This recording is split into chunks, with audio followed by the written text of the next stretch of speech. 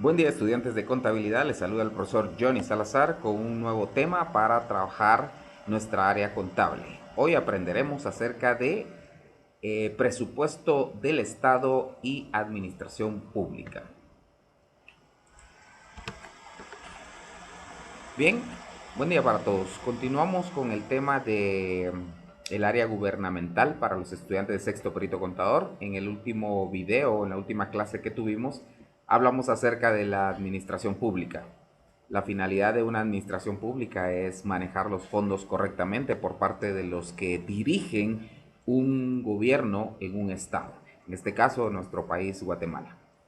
Cuando la administración pública ya se realiza y se aplica el bien común en la sociedad a través de la seguridad, la conservación y la promoción de las actividades administrativas de una entidad del gobierno, toca el turno de aprender de dónde provienen y quiénes son los encargados de administrar esos fondos. Hay desde organizaciones establecidas por el gobierno de una manera formal y otras que se van formando según la necesidad que haya en la sociedad. Por ejemplo, en nuestro país hay dos sectores administrativos en lo público. La administración pública ya como actividad ya se divide en dos sectores en nuestro país. Y desde acá, el sector público no financiero y el sector público financiero. ¿Eso qué quiere decir? El sector público no financiero son aquellas entidades del gobierno que prácticamente las conforman organizaciones o entidades que solo prestan servicios y no generan utilidad al gobierno. Simplemente administran fondos con el fin de siempre, el bien común en la sociedad. En el caso de lo no financiero, es decir, cuando administran dinero pero no para generar utilidades o ingresos estatales, lo único que hacen es administrar dinero para generar desarrollo y lograr el bien común. Hay entidades como instituciones, entidades en sí formales, así como dice el nombre, organizaciones establecidas por el gobierno, consejos, por ejemplo, consejos municipales, las municipalidades, asambleas estatales y grupos formados por ciudadanos en beneficio del pueblo. Por ejemplo, los COCODES que están en los pueblos, que son como el apoyo hacia las municipalidades. Podemos mencionar otras entidades como las gobernaciones y como los ministerios que en un momento vamos a platicar. ¿Cuáles son las finalidades de estas instituciones no financieras?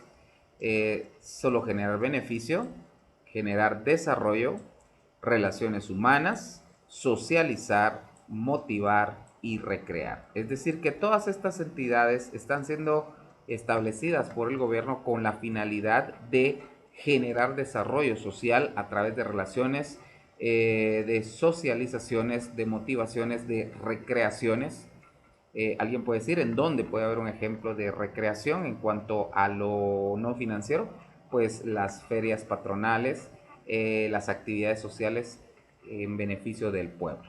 Y bueno, las de desarrollo pues son infraestructura y toda la formación que le puedan dar a la ciudadanía de forma gratuita de parte de las entidades del gobierno, que estas no reciben dinero al dar estos servicios, sino que sencillamente están administrando un dinero que les fue asignado con ese fin. Entregan informes administrativos al gobierno respondiéndoles con la suma de lo logrado. Es decir, esto lleva un procedimiento para satisfacer al gabinete del dinero necesario para que la entidad sobreviva. Es decir, que cada año se les da una cantidad de dinero, un presupuesto para que ellos puedan sobrevivir haciendo las actividades que hay. Ejemplos claros pueden ser capacitaciones a damas en un pueblo, en los deportes, a patrocinio a ciertos jóvenes que con talento deportivo, las ferias patronales, como les había explicado, infraestructura en cuanto a construcciones de algunas necesidades del pueblo en mención y otros beneficios. Por ejemplo, el donarles víveres, el donarles medicinas y otras cosas sin costo, pues entra dentro de las entidades del sector público no financiero. Algunas instituciones en mención o ejemplo podría ser Comred, que es la encargada de la prevención de desastres, la Casa de la Cultura o las Casas de la Cultura en cada municipio, que apoya y promueve toda la convivencia cultural, y por ejemplo el Consejo Nacional de la Juventud, que está enfocado en el bienestar, desarrollo y sociabilización de jóvenes. Ahora, lo contrario al sector público no financiero es el sector público financiero, que es de donde el gobierno se hace acreedor de ingresos para poder hacer su administración pública de una manera concreta. El sector público financiero, pues su principal actividad es la actividad fiscal, la de fiscalizar, es decir, el cobro de impuestos. Está conformada por muchas instituciones, pero las más mencionadas pues es el Ministerio de Finanzas, la Junta Monetaria, la Secretaría del Consejo Nacional para la Planificación Económica, el Fondo de Inversión Social, Finanzas Externas, el INFOM, que es el Instituto Nacional de Fomento Municipal, que es el que tiene mucha relación con las municipalidades en cada pueblo, y cualquier entidad recaudadora del fisco que se haga acreedor de dinero en función de un bienestar social. Estas serían prácticamente las dos áreas más importantes en cuanto a cuando ya hay administración pública, cómo se hace esa administración pública, pues en lo no financiero y en el sector público financiero. Las entidades no recaudadoras solo administran, y las sí recaudadoras pues son las que conllevan la tarea de recibir impuestos y demás en el área administrativa de un gobierno.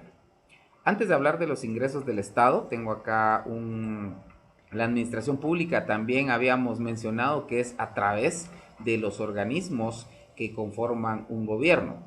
Y bueno, dentro de los organismos más importantes, pues está el del Congreso de la República, que bueno, administra leyes, desarrolla proyectos, autoriza y no autoriza algunos estatutos para el bienestar social. También está a su cargo pues todos los ministerios que ejercen en nuestro país. Acá un ejemplo de los más conocidos: está el MAGA, que es el de Agricultura, Ganadería y Alimentación; está el MARN, que es el de Ambiente y Recursos Naturales; el de Cultura y Deportes; el de la Defensa, el Desarrollo Social; el de Economía; el de Educación; el de Energía y Minas; el de Finanzas Públicas; el de Gobernación; el de Relaciones Exteriores; el de Salud Pública y Asistencia Social; el de Trabajo y Previsión Social. Y bueno, todos los ministerios que a su cargo tienen administración pública, que ya hablamos en el tema anterior eso, están subdivididos por organizaciones, por un organigrama jerárquico en donde delegan funciones a personas para cumplir el fin social, que es el desarrollo. Ahora sí, ya después de hablar de los ministerios más conocidos, que hubo una tarea acerca de ese tema, o hay una tarea acerca de ese tema, obviamente ustedes van a ampliar más ese tema en sus investigaciones. Tomamos solo una pequeña reseña de los ministerios más sonados en nuestro país, que tienen a cargo la administración pública. Ya hablaremos de lleno de los ingresos que tiene el Estado, como después de que ya exista la administración pública, que ya sabemos cómo se administra públicamente lo financiero y lo no financiero, obviamente entonces nos preguntamos, ese dinero que se recauda en el financiero, en el sector financiero, ¿de dónde proviene? ¿Cómo lo hacen? ¿Cómo hace llegar el Estado ese dinero y que el contribuyente o los habitantes de un país lo generen? Pues a eso, ese tema se llama ingresos públicos, dentro del presupuesto general de la nación. Cuando ya hay una administración pública, hay un egreso, un presupuesto de egresos, de gastos, de todo lo que se invierte para el bienestar social. Pero la pregunta previa a gastar y gastar en cuanto a lo público es ¿de dónde proviene ese dinero? Y entonces acá está la respuesta. Los ingresos públicos dice que se entiende por ingreso del Estado aquellos pagos recibidos o cobrados directamente por el Estado derivado de imposiciones tributarias estatales. En quinto perito se conoció detalladamente en legislación fiscal cuáles son esas imposiciones, qué leyes las regulan y qué tributos o impuestos son los más importantes. Otro ingreso que recibe el Estado es el dinero que recibe por parte de la Federación, según lo estipulado en la ley de ingresos, es decir, lo que puede generar a través de hasta préstamos, negociaciones con entidades del Estado, donaciones y otras formas de adquisición de dinero. Este presupuesto prácticamente hace que el Estado tenga dinero a través de un documento que se llama Presupuesto de Ingresos y Gastos de la Nación y colocan el año. Cada presupuesto de ingresos debe estar autorizado a mediados del año anterior a su ejecución, es decir, que a mediados del 2021 tiene que estar autorizado el presupuesto del 2022 para que así haya un tiempo prudencial para no solo la recaudación de fondos, sino que la acreditación del dinero a cada entidad, a cada ministerio, a cada área, a cada rubro dentro de la administración pública.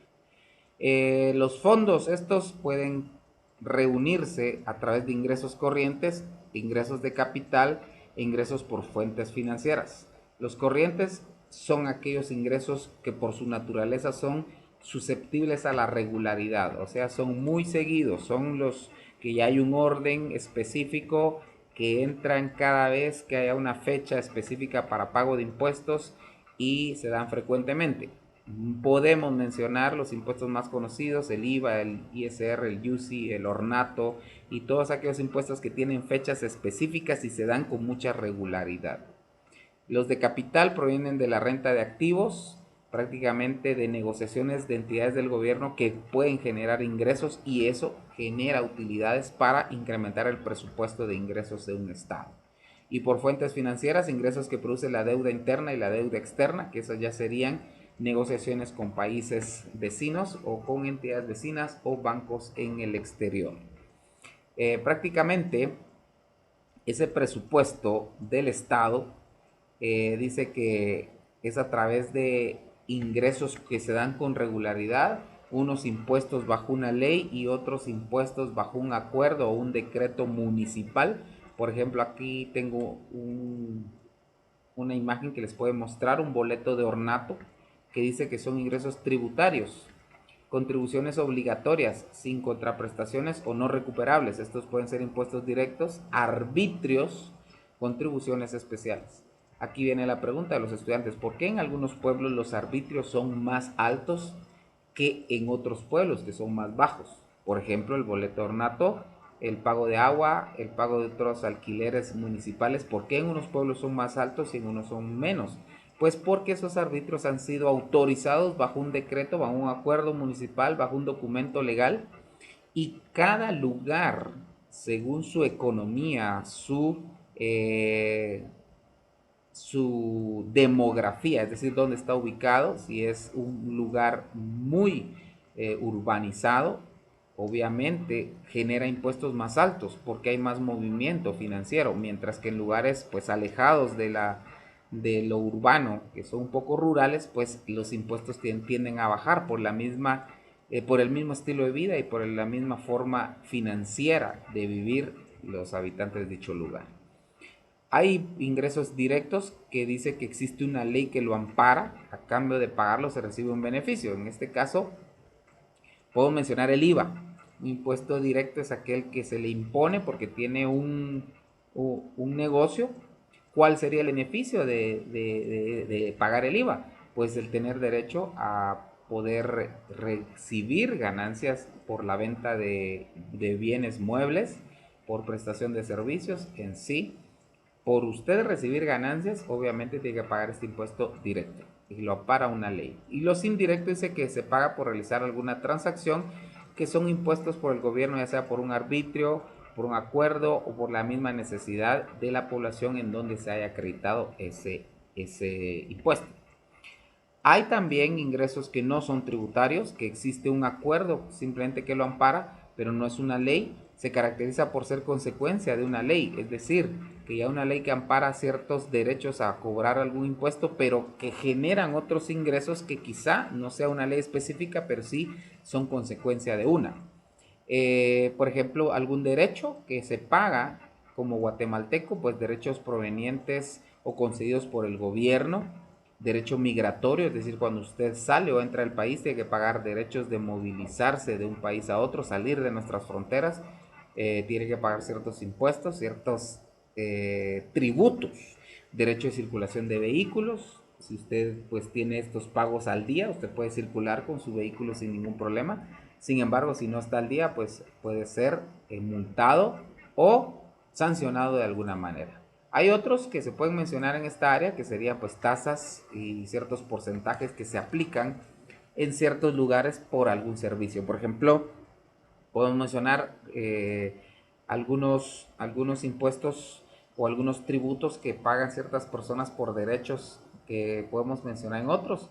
La tasa del derecho a el agua potable, la tasa o el porcentaje por servicios municipales de extracción de basura, o por ejemplo si alguien tiene una venta en áreas definidas para ventas ambulantes, el derecho de piso. El derecho de piso, por ejemplo, en las ferias se les cobra un perímetro de donde tienen derecho a estar ciertos días para la venta de su producto a los señores de la feria o a las personas del mercado que usan algún espacio público, pues tienen que pagar alguna tasa o algún arbitrio establecido en algún documento legal. Los ingresos paratributarios, que son otro tipo de ingresos que el gobierno tiene, se derivan de prestaciones exigidos por el Estado a todo nacional que tiene derecho a un empleo. Por ejemplo, el IX, la cuota patronal y el IRCA. Son impuestos que uno paga por tener derecho a un trabajo. Es decir, cuando uno remunera un sueldo, tiene que pagar estos beneficios. Por ejemplo, el IX lo pagamos como trabajadores para un seguro social, para que nos cubran nuestras necesidades médicas. La cuota patronal lo pagan los patronos por el derecho a tener empleados. Y el INTRA lo pagan los patronos para recrear a sus trabajadores en beneficio de que después de un lapso de tiempo laboral, pues tienen derecho a una recreación. Y por eso pagan ese impuesto para que los lugares en donde están designados como centros recreativos del IRTRA, los trabajadores no paguen más que su eh, presentación del carnet que los acredita como trabajadores que están cubiertos por ese servicio del IRTRA y que sus patronos han pagado este derecho para tributar. Recargos y retenciones cambiarias generadas por importaciones y exportaciones, que son permisos que el gobierno da para que se importe y exporte productos y eso genera dinero al Estado. Aportes para la previsión social generados por patronos, ya hablamos de la patronal y el IRCA. Montepíos fiscales generados por la explotación de algún producto, pólvora, petróleo y otros minerales que pueden salir del suelo y que el gobierno recibe beneficios de la minería por generar permisos. Ese presupuesto general de la nación dice que es un cálculo anticipado que el gobierno diseña para el costo de sus operaciones de un año de trabajo. Es decir, lo que les decía, los que les mencioné hace un momento, el presupuesto del año siguiente tiene que estar aprobado a mediados del anterior para que así haya un tiempo prudencial para que se ejerza tal y como se ha planificado. Existe un presupuesto de ingresos, que es el cálculo de ingresos que el gobierno va a recibir en un tiempo determinado por todos los ingresos que acabamos de mencionar. Y después de ingresado ese dinero, pues ya se genera el presupuesto de egresos. Es el cálculo de gastos que el gobierno a través de sus entidades, ministerios y áreas va a realizar en un tiempo determinado. Así es un ciclo repetitivo, un ciclo que se cumple cada tiempo en nuestro país y de esa manera la administración pública se cumple a cabalidad en nuestro territorio. Pero ese presupuesto que se da anualmente y que cada área tiene asignado cierto dinero, ¿cómo debe ejecutarse? Pues debe ejecutarse a través de proyectos que su único fin es el bien social, el bien común de todas las personas en el territorio guatemalteco. Los programas se conforman por categorías. Es decir, que un programa establecido bajo un documento legal para beneficio de una nación tiene que tener este procedimiento.